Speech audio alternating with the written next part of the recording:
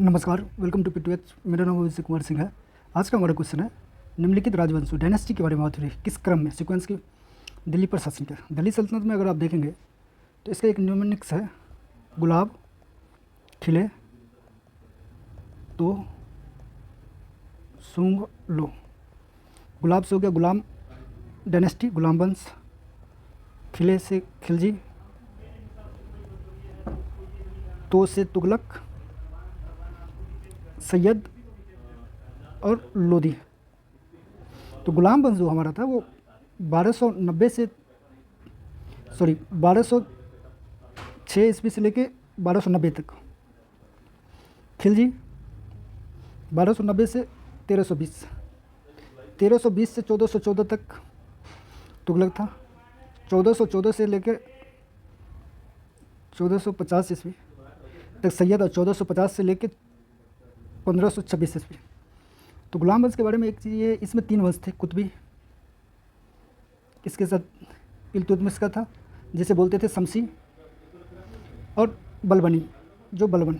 कुतुबी में ही आपको कुतुबुद्दीन ऐबक, शमसी, इल्तुतमिश, रजिया सुल्तान अगर आप देखेंगे, और बलबनी। देखिए, एक चीज़ और जो आपको याद रखनी है, अब ये भी ध्यान रखिएगा कि गुलाम जो गुलाम वंश में 10 शासक हुए। खिलजी में इसका आधा 5 हो गया। तुगलक में कितने? 8। सैयद में जो है इसका आधा फिर 4 शासक रहे, और लोधी में 3। इब्राहिम लोधी सबसे आखिरी शासक था। इब्राहिम